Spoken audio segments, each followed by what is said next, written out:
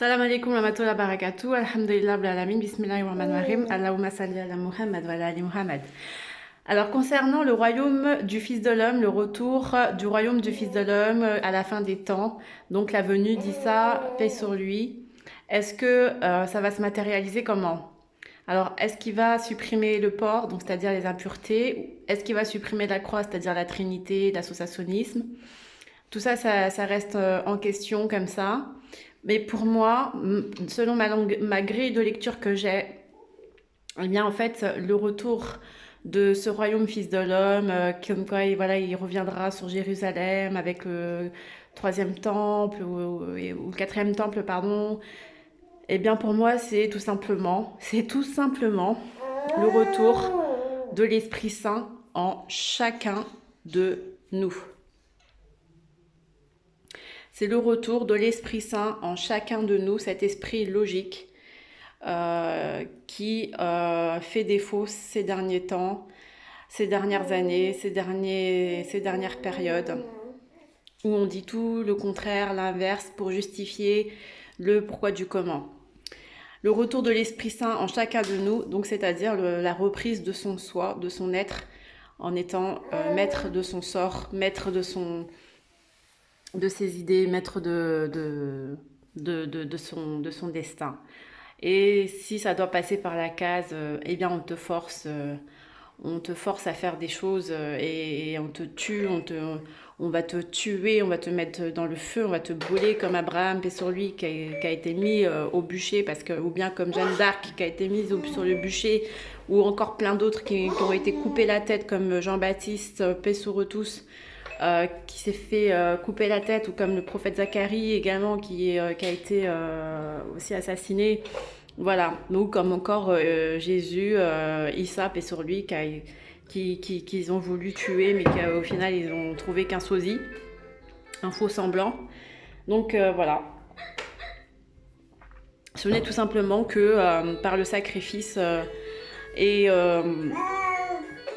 en faisant les choix qui sont en corrélation avec notre morale et la morale qui est instituée, qui est dictée, commanditée dans les 10 commandements et dans les textes sacrés et dans le Coran, dans le Coran, le dernier livre révélé, donc dans le Coran, tout simplement.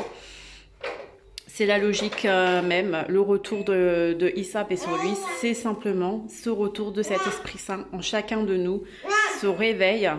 Alors on peut être 10 sur 7 milliards à se réveiller, comme on peut être, je sais pas, comme on peut être 7 milliards à se réveiller, ça dépend de chacun de nous, ça dépend de chacun de nous.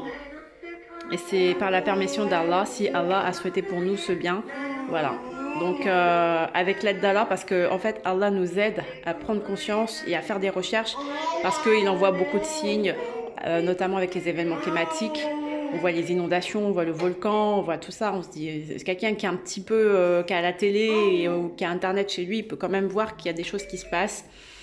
Sauf s'il est vraiment omnibulé par son travail 24 heures sur 24, 7 jours sur 7, ou qu'il est vraiment, qu'il a un problème de clarté.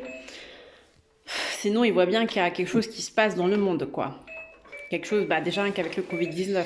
C'est quelque chose de surnaturel, il y a des miracles, voilà, le Covid-19 c'est quelque chose de surnaturel, c'est miraculeux, les gens vont le mettre sur le dos des complotistes, etc., peut-être, mais en même temps, il faut détecter ça comme un événement, comme une aide, comme un coup de pouce d'Allah, pour que nous puissions faire nos recherches et nous renseigner davantage sur ce qui se passe et être mis au courant. De toute façon, ceux qui sont là pour vous guider ont été déjà avertis et sont entraînés depuis des années pour ce genre d'événement, pour ce que nous vivons là actuellement. C'est-à-dire que si vous pensez que ce sera quelqu'un qui viendra, qui descendra du ciel, qui se matérialisera comme ça sur un cheval blanc et tout, ça c'est de l'ordre du symbolisme. Mais concrètement, pour moi, c'est le retour de l'Esprit Saint et qui va aller sur des gens qui seront là et qui seront guidés par Allah pour vous aider à acquérir, à vouloir aussi prétendre avoir cet Esprit Saint, etc., etc. Donc il faut toujours demander pardon à Allah, peu importe qui vous êtes, que vous ayez ou pas l'Esprit Saint. Et bien tous les jours, on doit demander pardon à Allah, même si on n'a même pas fait d'erreur, même si nous pensons que nous n'avons pas fait d'erreur ou quoi, mais on en a tous, on en fait tous, même sans savoir en fait. Donc il faut toujours demander pardon à Allah parce qu'au final, croire qu'on ne fait pas d'erreur, ça c'est déjà une erreur. Vous voyez? Donc ça c'est déjà une erreur qu'il faut demander pardon. Voilà, tout simplement. L'Esprit Saint c'est comme ça. Il n'y a pas... je sais qu'il y a des gens qui attendent un esprit, qui attendent quand même, tu vois, quelqu'un et tout, avec un gros cheval blanc qui sort du ciel, etc. Mais vraiment, si vous êtes dans un esprit de logique, terre à terre, c'est ça qui est important de comprendre, que le retour de Issa, paix sur lui, c'est le retour de l'Esprit Saint en chacun de nous. C'est déjà ça, la première étape. Reprendre son être, son soi intérieur, faire des recherches et demander l'aide d'Allah davantage dans notre vie.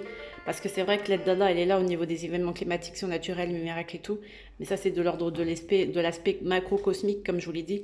Mais si vous voulez de l'aide dans votre vie, à vous, personnelle, individuelle, il faut faire ce pas vers Allah, demander, faites repentir, faire les choses, les causes qui nécessitent le pardon, ça veut dire que vous allez plus refaire, vous demandez voilà, à vous perfectionner toujours.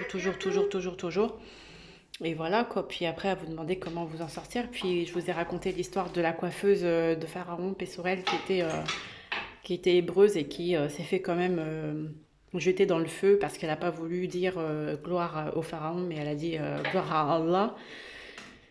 Et que Allah l'unique était son Seigneur. Mais elle s'est fait quand même jeter dans le feu avec ses 5 enfants. Donc voilà, si c'est les destins de chacun si c'est le destin de ceux qui vont avoir l'Esprit Saint ou qui ont l'Esprit Saint, etc. Bah c'est comme ça. C'est ça aussi, ça peut être une forme de délivrance. Donc ça passera comme ça passera.